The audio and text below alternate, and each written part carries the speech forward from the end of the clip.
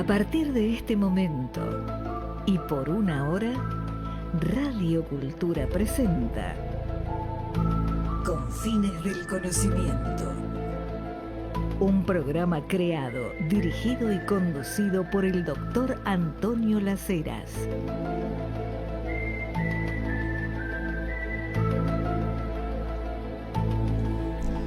Buenas noches, otro miércoles acá en Radio Cultura.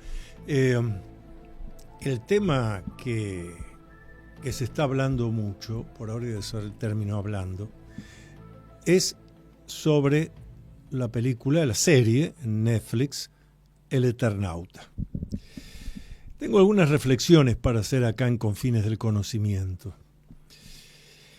Obviamente, por mi grupo etario, yo soy de los que leyó la revista El Eternauta, en blanco y negro en aquellas épocas, comprábamos en el kiosco, que era continuadora de la historieta El Eternauta. Tuvimos una revista mensual, donde aparecían otros personajes de Oesterheld, como Sherlock Time, por ejemplo. Sherlock Time. Solo con eso ya cualquiera se da cuenta de qué podía tratar. Sherlock, de Sherlock Holmes, detective. Time, tiempo en inglés. Es un investigador, un detective en el tiempo. Nosotros leímos esas historietas, sobre todo El Eternauta, que justamente Eternauta, la idea es alguien que no es que viajero en el tiempo, que está en la eternidad, eterno. Y podemos hacer mucho análisis, sobre todo filosófico, de lo que el guionista nos quiso transmitir en aquel momento. Porque, como siempre señalo, estudiar cuestiones de la historia sin tener en cuenta, como decimos en metodología de la investigación científica, las variables intervinientes, que yo me ponga a analizar ahora algo que se hizo hace décadas, pero con la mirada de ahora, eso es un craso error. Yo entiendo que es muy habitual y forma parte de esa pandemia que vengo denunciando siempre, que está en todo Occidente, en el Oriente Occidentalizado, que es la opinología. Entonces, tomo unos datos, en base a esos datos ya saco ciertas conclusiones, opino, sin fundamento,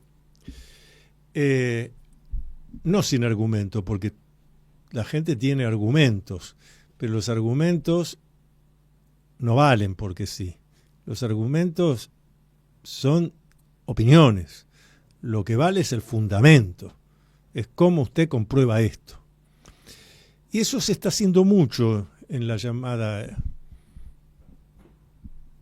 no quiero decir historia revisionista porque sería insultar a José María Rosa, por ejemplo, uno de los grandes historiadores del siglo XX que tuvo la Argentina. No. Esta es una historia opinológica, donde no se analiza, vuelvo a insistir, las variables intervinientes de aquel momento, el contexto de ese momento, y en base a eso tengo que hacer mi estudio, mi investigación o poner material en las redes sociales. Hay dos frases que son las que han ido difundiéndose. Lo viejo sirve. ¿Qué lo dice uno de los protagonistas de la serie El Eternauta, la que está en Netflix? Y la otra es Nadie se salva solo, que debiera ser Ninguno se salva solo. Y esto se difunde y ya surge cantidad de opiniones. Vamos a analizar qué es esto, en qué contexto de la serie, porque si me tengo que remitir a la historieta de Oesterheld, vamos a encontrar otras variables. Esto de lo viejo funciona. Lo primero, si usted quiere realmente hacer un análisis racional, reflexivo de psiquismo adulto, es Pero ¿en qué contexto se dijo esto? Supongamos que se hubiera dicho en un contexto humorístico. Bueno, tiene un sentido. En un contexto dramático tiene otro sentido, otra lectura más que sentido, quiero decir, lectura. Entonces, lo viejo funciona, ya ha dado lugar a que una cantidad de gente nos esté hablando de que, claro, ve, hay que volver a las cosas del pasado, esto, lo otro, qué mal que estamos ahora. Bueno, yo en mis redes sociales lo he puesto, sobre todo en Facebook, que ha tenido una repercusión bárbara. Mi Facebook es Antonio Las Heras. Pero no me pidan amistad porque estoy al 5000 ya. Así que súmense, eso sí se puede. Ahí somos unos 10.000 debatiendo. Y ha habido muchos comentarios, incluso desde España, México, que mucho agradezco esa intervención. Esto de lo viejo funciona, en el caso de la serie que está en Netflix, El Eternauta, tiene que ver con que al producirse un hecho electromagnético que parece que está cubriendo la Tierra, todo lo electromagnético deja de funcionar. Pero descubren que los viejos autos de los años 50, 60, que no tienen computador, etcétera, funcionan. Entonces no es lo viejo funciona. Es aquello que no es afectado por una carga electromagnética intensa, funciona. Seguramente si hubieran puesto algún teléfono de línea, funcionaba. Pero miren qué diferente es esto a la generalización de lo viejo funciona. Entonces yo decía en mis redes, bueno, está bien, yo propongo que toda esa gente que está diciendo lo viejo funciona, deje su celular actual, lo deje y pase a usar un celular de hace 20 años. De otro ejemplo que di, que a varios les molestó, pero esto es claro, lo viejo funciona. Bueno, vaya al odontólogo y pídale que el odontólogo lo atienda como se hacía en 1975. Con aquel torno eléctrico. Te voy a decir, no, que me atienda con los instrumentos actuales, además que trabaja el odontólogo en mi boca y no me produce el menor dolor. Entonces, ¿qué es esto de lo viejo funciona? En ese contexto, de ese aspecto, de ese capítulo de la serie El Eternauta, de la que está en Netflix, el sentido es, nada electromagnético funciona, funciona esto otro. Si lo sabrán los españoles, portugueses y parte de Francia, que hace un par de semanas se quedaron un lapso prolongado sin electricidad. Entonces, claro, todo lo eléctrico no funcionaba. La batidora eléctrica no funcionaba. Así que hubo que agarrar algo que había guardado la abuela y batir con eso. Lo viejo funciona. Volvamos a él. No. Las casas que tenían cocina eléctrica, todo eléctrico y nada a gas, tuvieron que ir a pedirle ayuda a otro que tenía la cocina a gas. Lo viejo funciona. Lo único viejo que sigue funcionando desde hace mucho y que es lo que ha permitido que la humanidad llegue a donde llega, es algo que lamentablemente, algo que funciona desde viejo y que cada vez se usa menos, que es el pensamiento racional reflexivo. Quiere agregar lo positivo, creativo y proactivo. O sea que cuando yo voy a exponer algo, tengo que razonar y reflexionar en qué contexto se dice y desde dónde estoy sosteniendo lo que sostengo. Porque si no es pura opinología. Usted seguramente no lo hace de manera consciente, inconscientemente confunde a los otros se confunden también, porque lo viejo que sigue funcionando sin la menor duda es pensar de manera racional y reflexiva. Buscar la parte positiva, ser creativo y proactivo, es decir, ahora sí lo hago yo, no espero que lo haga otro. De manera tal que lo viejo funciona, insisto, lo que yo noto que funciona desde antiguo, pero cada vez se utiliza menos, es el pensamiento racional reflexivo. La pandemia de opinología hace que se saque de contexto esta frase, lo viejo funciona, para ponerlo en todo, lo viejo funciona. Perfecto. Yo desafío a la gente que sostuvo eso a que, nada más que una semana, por una semana, vivan como se vivía, no les voy a decir en la caverna, no les voy a decir en 1800, no, en 1975. Les voy a dejar el teléfono fijo, la máquina de escribir, creo que ya había, todavía no habían salido las eléctricas, la vieja máquina de escribir, celular no hay, computadora no hay, televisor en blanco y negro, a válvulas.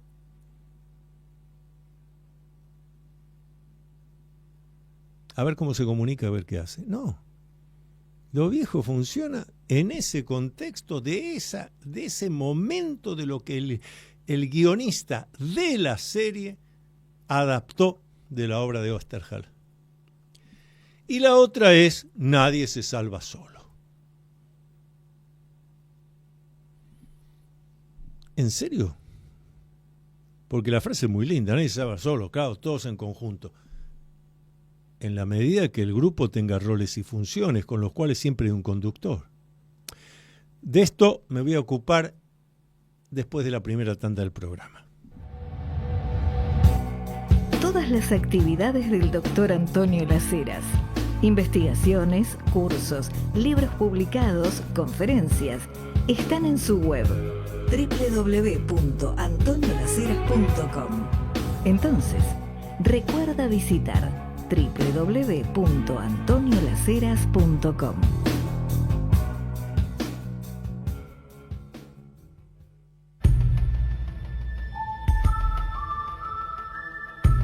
Usted está acompañando al Dr. Antonio Las Heras en su programa Confines del Conocimiento por Radio Cultura. Aquí el equipo técnico del programa, encabezado por Leonardo Giusti, me estaba justamente durante la pausa explicando que de todos modos, el que conoce de técnica es un error del guionista, porque ante un hecho electromagnético, una radio VHF no funcionaría. Los mismos autos, aunque sean a nafta y demás, a válvula, y de 6 cilindros, tienen otras características por las cuales tampoco funcionarían. Así que, si lo queremos ver desde el punto de vista técnico, no, tampoco. ¿Qué tendrían que hacer? Ir caminando. Para ir a caballo, tendrían que tener el caballo totalmente tapado, aislado, para que la nieve no le afecte. Bueno, estas son las cosas que nos interesa tratar aquí en Confines del Conocimiento, que por eso decimos el programa donde se tratan los temas que ningún otro trata. Porque es eso, tenemos que volver a valorizar el pensamiento racional reflexivo, a entender, bueno, es una ficción, listo, pero cuando extraes de esa ficción cosas y las empezás a difundir en las redes como si fueran verdades reveladas, la que decíamos, lo viejo funciona. Lo viejo que funcionó siempre y cada vez se usa menos, pensamiento racional reflexivo. Preguntas, ideas, consultas que quieran hacer aquí al programa, les voy a dar el WhatsApp de la producción de este programa, que es 11 59 27 60 39. Pueden dejar sus mensajes ahora porque estamos haciendo un programa en vivo y seguimos hasta las 21 horas. Les repito, 11 59 27 60 39. La otra frase que ha hecho furor entre los opinólogos: nadie se salva solo.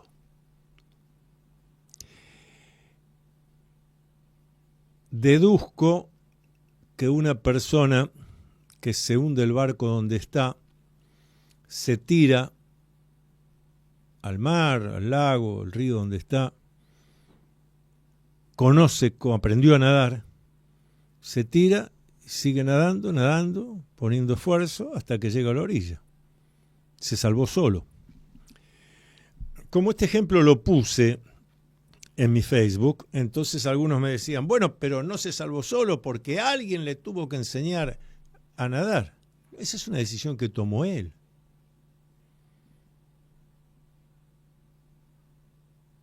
¿Por qué otro no la tomó? Bueno, pero le enseñaron los padres, de chico lo mandaron, sí, pero él aceptó. Y otros, los padres lo quisieron mandar, anda a aprender a nadar, nene, que esto te va a hacer bien. No, que yo prefiero ir a jugar a la pelota. Búsquenle la vuelta, ¿qué le busquen? Siempre, por eso yo insisto en lo proactivo, siempre está en uno la decisión que te lleva a esta idea de salvarte, es decir, entendiendo por salvarse, superar una dificultad, un problema, resolver una situación inesperada. Nadie se salva solo. Claro, puede funcionar en un grupo, pero en un grupo funciona no porque nos amuchamos todos acá y a ver, no, al contrario, nos amuchamos todos, salimos corriendo porque hay un incendio, nos golpeamos contra la puerta, al otro se le caen las cosas, 20 heridos, 5 muertos y uno que logró salir, o 2 o 3. Para salvarse en grupo, primero tienen que estar dispuestos los roles y funciones. Hay alguien que asume el rol de conductor y que dice, bueno, vos te vas a ocupar de esto, vos de aquello, vos del otro. Bueno, algo falló en el grupo de conducción del Titanic, por lo cual aquel barco que ni Dios lo hunde chocó en el viaje inaugural contra un iceberg.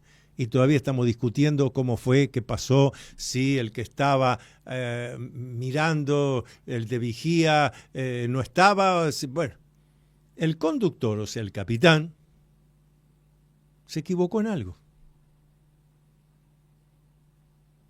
Él no se salvó y también perjudicó a una cantidad de gente. Estas son las cosas que hay que reflexionar. Claro que en un grupo, si los roles y funciones están bien desarrollados, las cosas tienen que funcionar. Pero no es que nadie se salva solo. Hay innumerables ejemplos de personas que frente a dificultades las resolvieron solas. Porque la idea de salvarse no es, en este contexto que estamos hablando, solamente de sobrevivir, de seguir vivo en este plano. Lo que más bien señala el contexto del Eternauta es quiénes son los que tienen capacidad para enfrentar, resolver las dificultades. Se ve bien en el primer capítulo. Alguien que no utiliza el pensamiento racional reflexivo y se deja llevar por las emociones. Y entonces, no, yo tengo que salir, tengo que ir a buscar a mi familia. Sale, hace 15 metros, 10 metros, la nieve lo cubre y muere. Esa sí es una escena que yo priorizaría. Mire cuál es el resultado de dejarse llevar por las emociones y no privilegiar el pensamiento racional reflexivo. Bueno, estoy en una situación difícil, que es lo que se ve en el protagonista, en Juan Salvo, que por algo a Estergel le puso de apellido Salvo. Es eso, él tiene que tiene su mujer, tiene su hija, pero para llevar adelante esto, para poder producir el salvarse, el salvar a su familia, tiene que pensar, tiene que razonar, tiene que deducir, tiene que estar sereno. El pensamiento racional reflexivo lo que te permite es, en un momento emocional de dificultad, disuelvo la dificultad, la dejo a un costado y ¿qué hago? Actúo lo que nuestros padres y abuelos llamaban aplomadamente. Me parece muy importante estas reflexiones. Me parecen muy importantes porque tenemos que combatir la pandemia de opinología. Las cosas hay que decirlas dentro de un contexto y cuando es necesario explicar el contexto.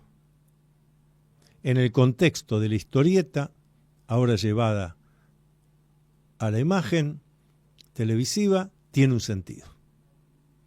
Se justifica, se fundamenta. Recortar una frase, tirarla al aire, no. Es opinología. Hablando de eso también, de cuestiones opinológicas, este otro tema que hemos tratado varias veces acá en este programa Senderos, en este programa con fines del conocimiento, que nos abre senderos desconocidos. He dicho más de una vez que nosotros en la escuela, en el colegio, en la universidad, nos enseñaron como dado por hecho la evolución de la vida en la Tierra. Yo he señalado acá la cantidad de agujeros que tiene la ciencia que no puede explicar ciertas cosas. Insisto siempre en este punto neurálgico. Durante 10 millones hubo el Homo, que habitaba la caverna, la cueva. Pero recién hace 13.500, 16.000 años se desarrolla lo que la antropología académica llama el hombre moderno.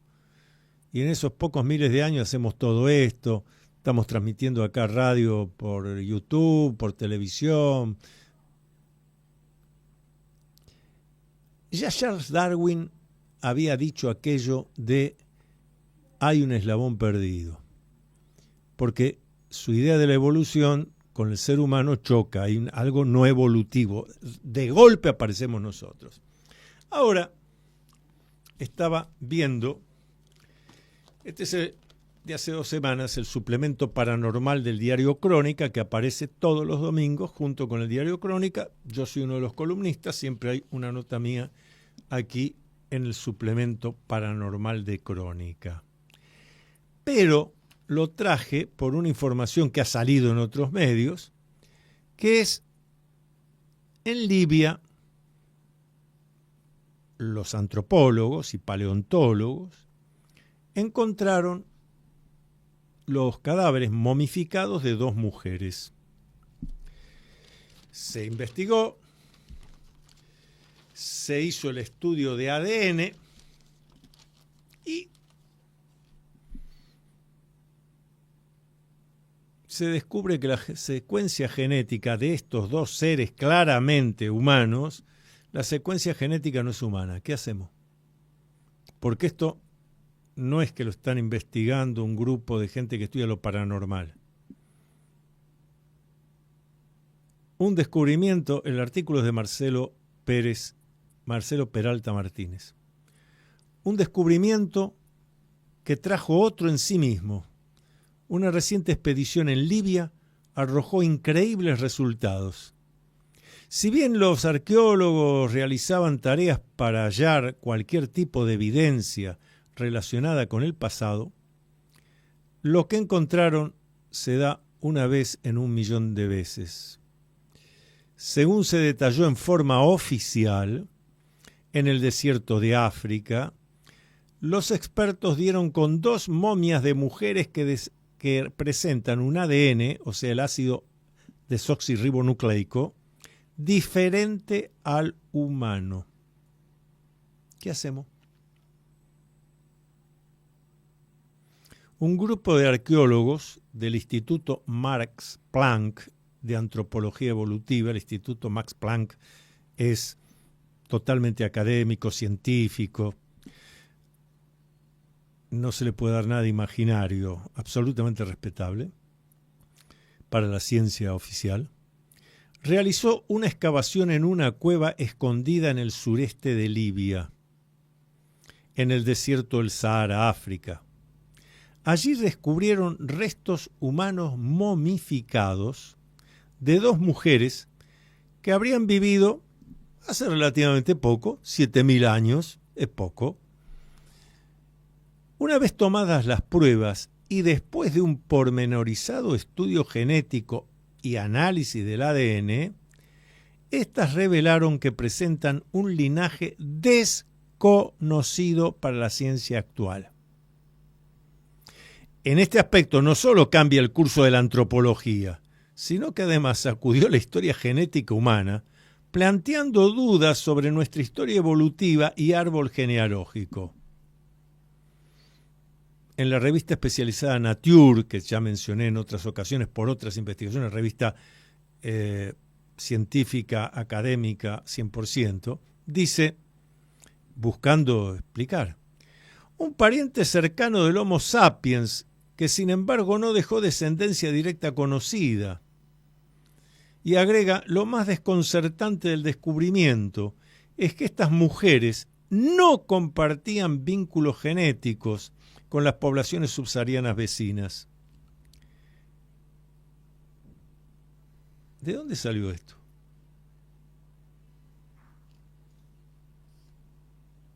¿Qué es esto?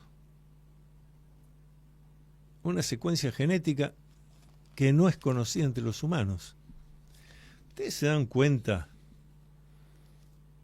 la cantidad de cosas que desconocemos? La cantidad de preguntas que tenemos que hacernos. Por eso es tan válido cuando decimos, pero 10 millones de años los Homo, en la caverna, en cueva, alguno que había logrado hacer una especie de cuchillo con una piedra, un grupo cuidando el fuego, otros que ya sabían golpear una piedrita contra la otra para que salga una chispa, alguno que se puso un cuerito encima, durante 10 millones de años. Algo ocurre, 13.516 años atrás, fin del Pleistoceno geológico. Y en todo el planeta Tierra empieza a aparecer este humano que tiene libre albedrío, pensamiento racional, reflexivo, positivo y creativo y proactivo. ¿Qué pasó? Y ahora, pruebas inequívocas de humanos, porque estas 2 mujeres que se momificaron naturalmente por la aridez del lugar, con un ADN, una genética que no se conoce en los demás humanos. Vamos a hacer la segunda pausa del programa, así seguimos reflexionando. ¿Ya leíste el nuevo libro del doctor Antonio Las Heras? Se titula Atrévete a vivir en plenitud. El libro Atrévete a vivir en plenitud puedes pedirlo por Mercado Libre o en locales de librería Cúspide.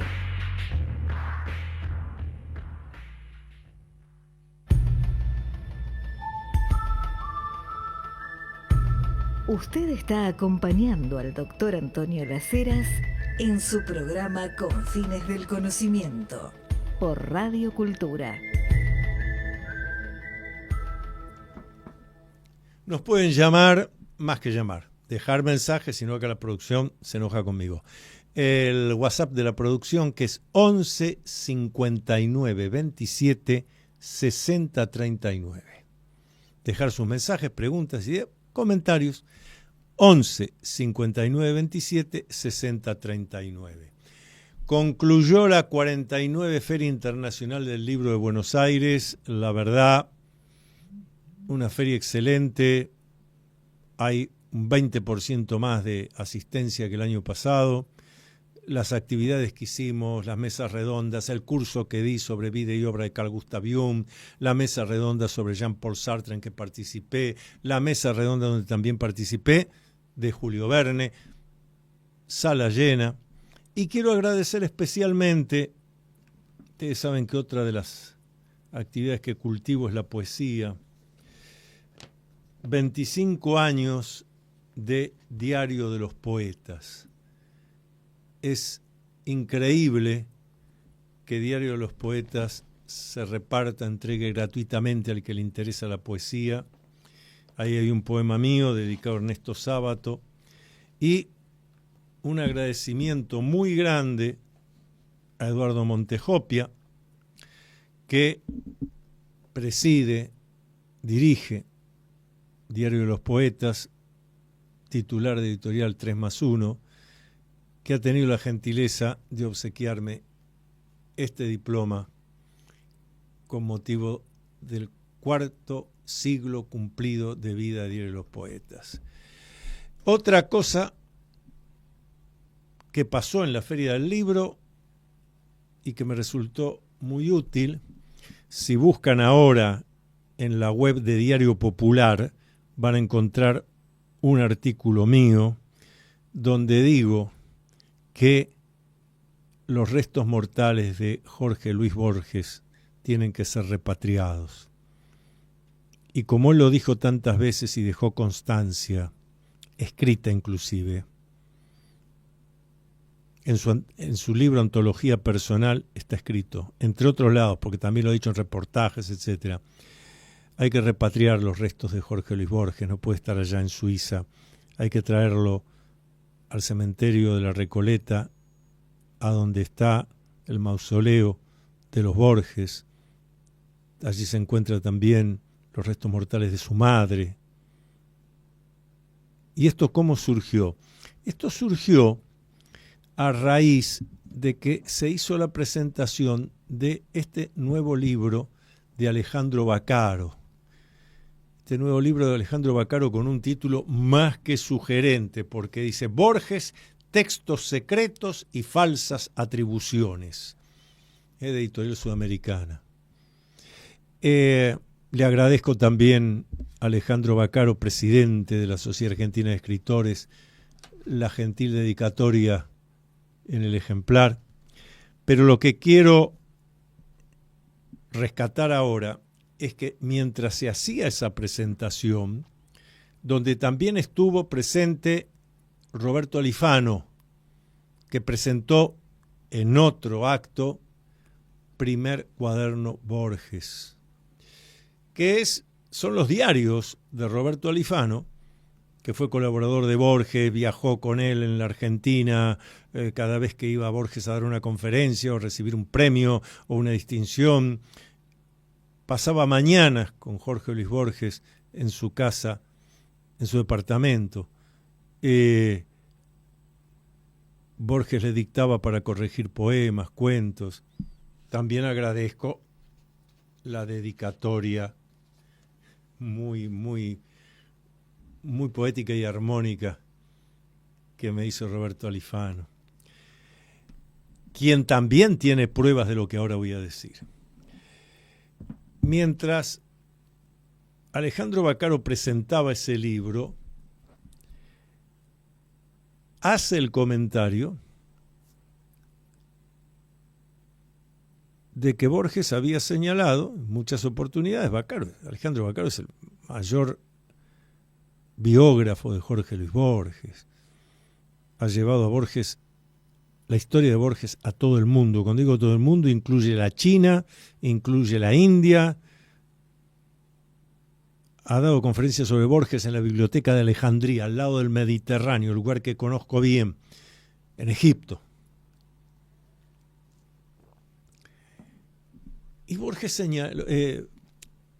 Vaccaro señaló sobre Borges esto, que toda la documentación que hay, no solamente escrito por Borges en su antología personal, entrevistas que ha dado, entrevistas que dio en Europa, que quedaron grabadas, en todas él señala su deseo de ser enterrado en el panteón de los Borges en la Recoleta. Bueno, Borges ya enfermo, muy enfermo, se va con su esposa María Kodama, con quien se había casado por poder en Asunción del Paraguay, Borges desencarna allí y María Kodama hace que lo entierren donde está, en un cementerio suizo, donde además los mismos suizos reconocen que es uno de los lugares que la gente va como de peregrinación, conocer la tumba de Borges. Bueno, pero se dijo allí, en esa presentación del libro nuevo de Alejandro Baccaro, que hay que pensar esto, la repatriación de los restos de Jorge Luis Borges. Lo he puesto en mis redes sociales y hasta hay gente que me dijo, me escribió, pero ¿cómo? ¿Borges no está enterrado acá en la Argentina? No. Lean la nota que publiqué hoy, está en la web de Diario Popular, con toda la información. ¿Les parece a ustedes o no que tenemos que hacer un trabajo para repatriar los restos de quien sin dudas es el mayor exponente de las letras, no digo solo del siglo XX, el mayor exponente de las letras argentinas, como cuentista, como ensayista y como poeta? ¿Qué hacen los restos mortales de Borges en Suiza? Por más que alguien haya dicho, porque no hay ninguna prueba testimonial de Borges, de que Borges a último momento tuvo el deseo de entiérrenme acá en mi segunda patria Suiza. Y de vuelta, a mí que me gusta poner las cosas en contexto, si alguien durante toda su vida, mientras estuvo lúcido, racional, dijo a quien lo quisiera escuchar, quiero que me entierren en el panteón donde está mi madre, mis ancestros, alguien que ya enfermo, habrá que ver qué capacidad tenía de razonamiento, quizás puede haber dicho, porque estas fueron palabras de María Kodama, pero solo ella escuchó eso, que ahora además ya no está tampoco en este plano. Y aunque lo estuviera, sigue siendo alguien que dice que el otro le dijo. Más bien sería, bueno, como yo soy la viuda, de acuerdo a ese casamiento por poder hecho en Asunción del Paraguay, decido esto. Ahí tenemos un fundamento. Yo lo digo, soy la viuda, tengo ese derecho. La viuda no está más en este plano. Toda la documentación que tenemos fehaciente es que Borges quería estar enterrado en la ciudad de Buenos Aires y en un lugar preciso, el Panteón de los Borges en la Recoleta. Estas son las cosas que, insisto, tenemos que decir. Ahí tenemos una deuda muy grande. Y señalé el libro de Roberto Alifano, más de 20 años con Borges, porque Alifano mismo nos ha dicho, ¿cuántas veces Borges coloquialmente, más allá de que está documentado, escrito, reportajes, pero Alifano dice, me lo decía a mí? Es más, y señala Alifano, a medida que Borges estaba mayor la ceguera, pasaban los años, antes de casarse con María Kodama, más de una vez me dijo, mira Alifano, si mi familia no se ocupa, yo le encomiendo a usted.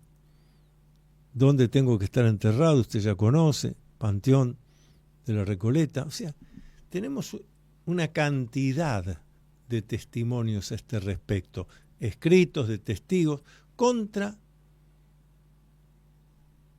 alguien que dijo, sí, ¿en qué contexto mental estaba Borges si dijo eso? Ahora, si el fundamento es yo soy la viuda y hago lo que me parece, eso no es respetable para mí, pero es atendible. Ahora, la viuda ya tampoco está en este plano. ¿Qué vamos a hacer los argentinos? Porque este no es un tema, y eso es lo que yo quiero instalar. Este no es un tema de familiares. Este es un tema de la cultura argentina, es un tema que nos atañe a los argentinos. repatriar los restos de Borges y hacer lo que finalmente él dijo que deseaba. Vamos a hacer la tercera pausa del programa y después me quedan ahí 15 minutos. Me traje algo escrito porque si no me expando, así que voy a intentar hacerlo en ese bloque. Sí, ya veo acá algunas caras de algunas cosas. Bueno, pausa. Seguramente escuchaste hablar mucho sobre masonería, pero ¿qué conoces realmente de los enigmas y misterios de la masonería? Descubrí todo sobre masonería leyendo el libro del doctor Antonio Las Heras titulado Masonería en la Argentina, Enigma, Secreto y Política. Masonería en la Argentina, Enigma, Secreto y Política está disponible en librerías Cúspide y por Mercado Libre.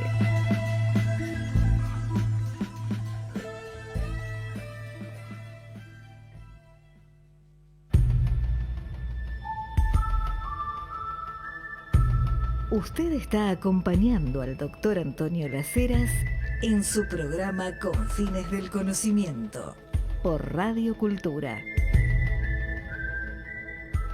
Claro, aquí ya hay movimientos porque quedan 15 minutos para terminar el programa.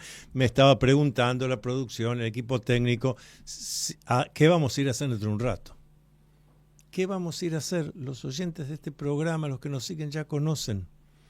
Nosotros nos vamos al restaurante del Club del Progreso, aquí a pocas cuadras, cerca del Obelisco, calle Sarmiento 1334. ¿Digo bien 1334?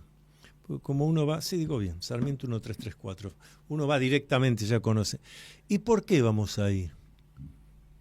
La serenidad del lugar, la buena atención. Más allá de los platos, tenés de todo. Nunca, hay esto sí. Y todo de magnífica calidad. Pero un lugar donde nos podemos reunir tranquilos, conversamos, debatimos, tomamos un vinito rico, a mí me gusta el tinto. La pasamos muy bien.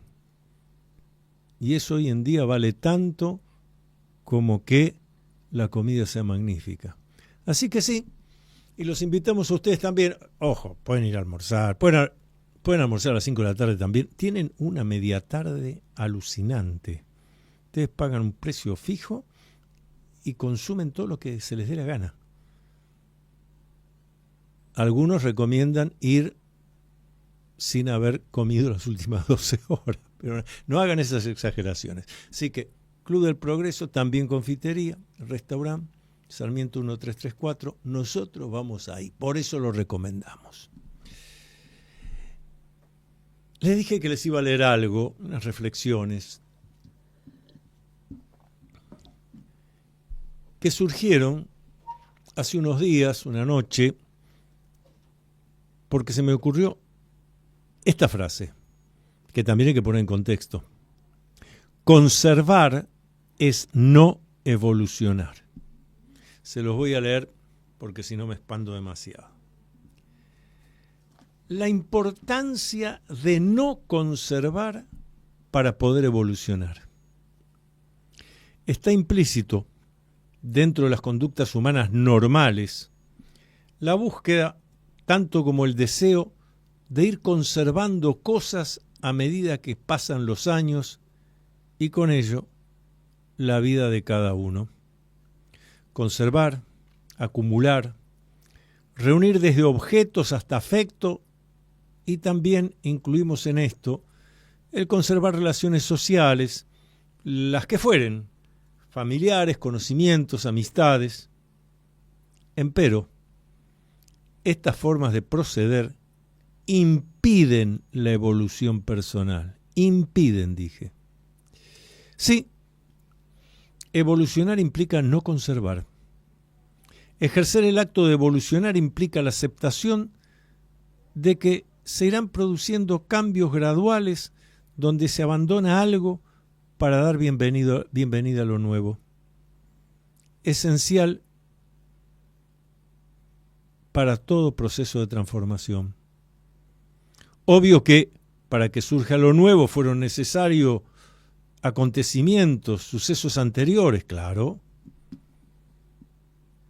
Hay algunos ejemplos que sirven para mostrar bien lo que estamos señalando, que se dan en la vida cotidiana normal.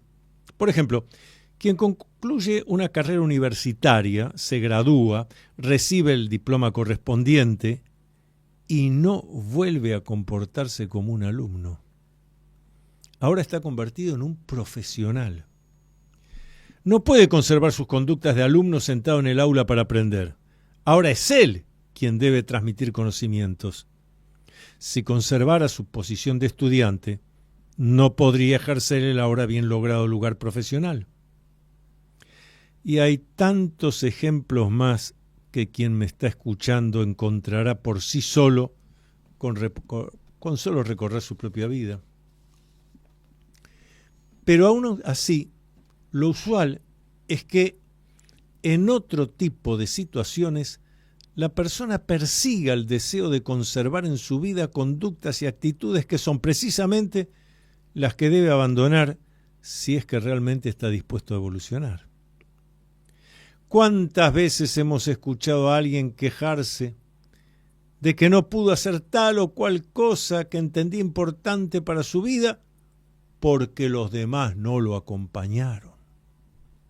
Grave error. Hay que entender que muchas veces evolucionar implica que algunos vínculos afectivos habrán de disolverse o quedarán en el camino. Aun si se los reencuentra en un momento futuro, aquellos temas que antes los unían ya no tendrán vigencia. Cada quien habrá avanzado por el sendero que le resultó necesario. Por eso hay que comprender que, a lo largo de la vida, quien está decidido a lograr una evolución personal permanente, verá cuántas relaciones interpersonales quedan en el camino.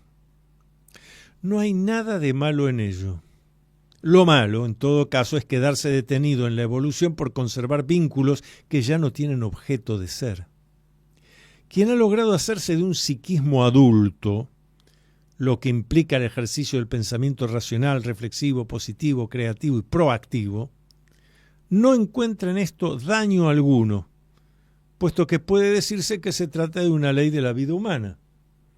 La evolución es algo absolutamente personal, tanto en el sentido como en la velocidad, y muy rara vez se da el hecho de que dos o alguno más humanos coinciden en esos factores. Fíjense que estoy hablando del sentido y de la velocidad. El sentido es, ¿para qué estoy vivo? Lo que decía San Ignacio de Loyola, ¿a dónde voy y para qué voy? Y ese sentido cambia en cada uno de nosotros. Y a veces cambia hasta a lo largo de la vida. El sentido y la velocidad. Varios pueden estar de acuerdo en el sentido, pero tienen sus velocidades personales. Todo eso hay que respetar. En la cultura occidental, la idea de no conservar es percibida como desagradable, como una pérdida que debe lamentarse. Ello entraña un contrasentido. Es pretender hacer cosas nuevas, la evolución, pero manteniendo las mismas conductas de hasta hoy, el conservar. Y quienes así lo han intentado pudieron constatar la ingrata tensión emocional y mental que esto provoca, puesto que se está intentando hacer algo del orden de lo imposible. O conservo esto que tengo hasta aquí, o me decido a modificar para poder avanzar, y por ello es menester dejar lo que traía conmigo. Ligero de equipaje, dice el poema, ¿no? Pero está,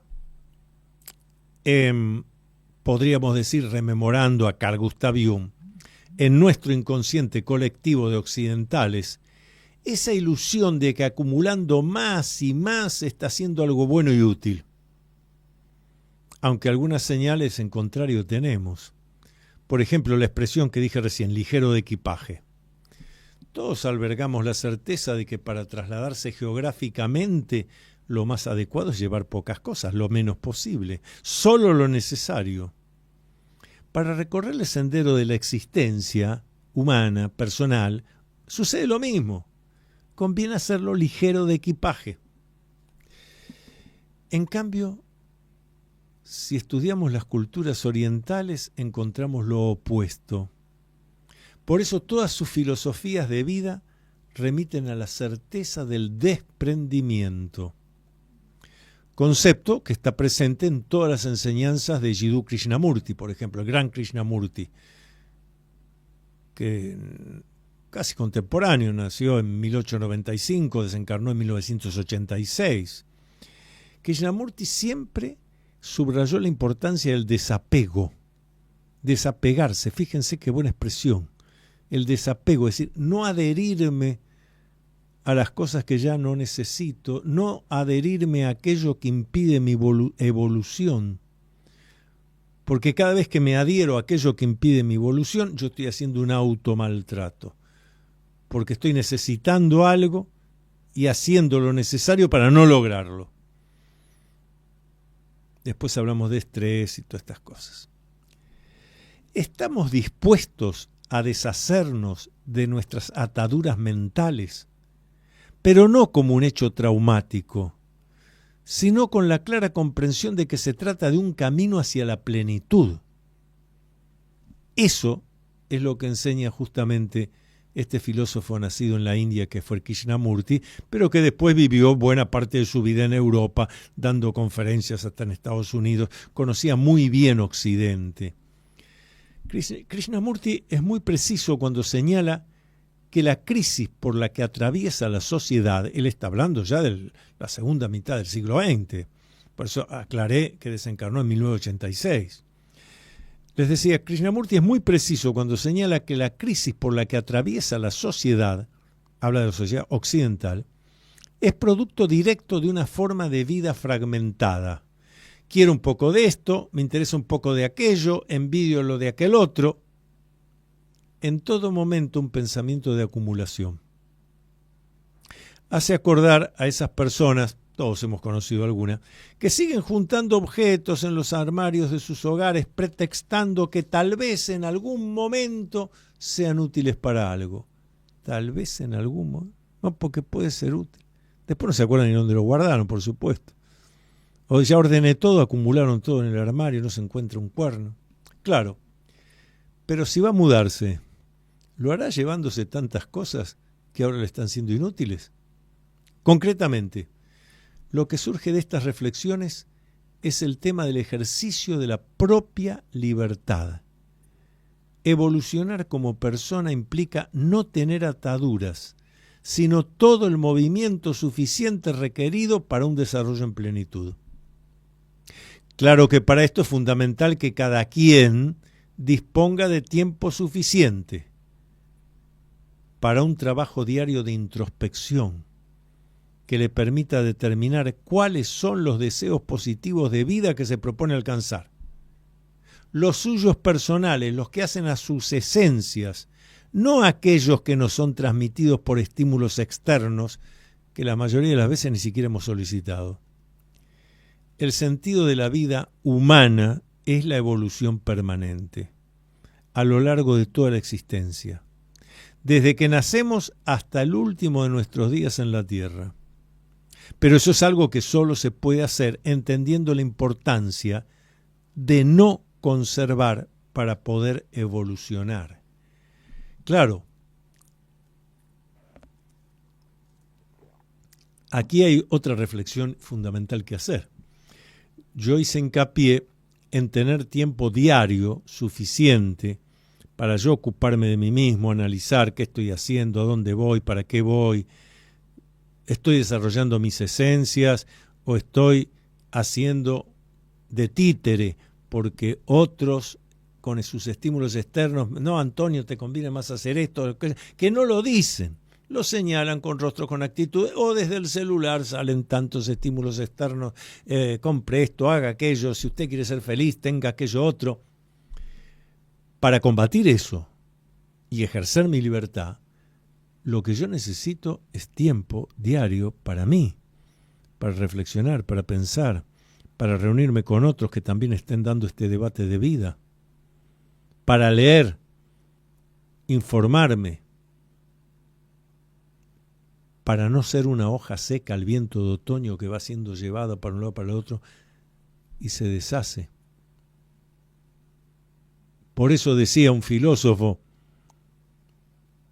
tanta gente se murió sin haber empezado a vivir, porque vivir es poder llevar adelante una vida única e irrepetible. Única e irrepetible. ¿Qué es lo que propone Carl Gustav Jung, dicho sea de paso, cuando habla del principio de individuación? Individuar es eso.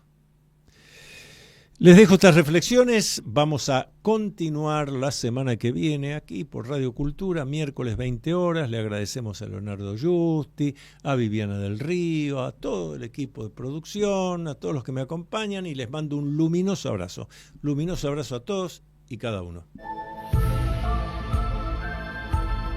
Hasta aquí, usted acompañó al doctor Antonio Las Heras en su programa Con Fines del Conocimiento. Regresamos el próximo miércoles a las 20 horas por Radio Cultura.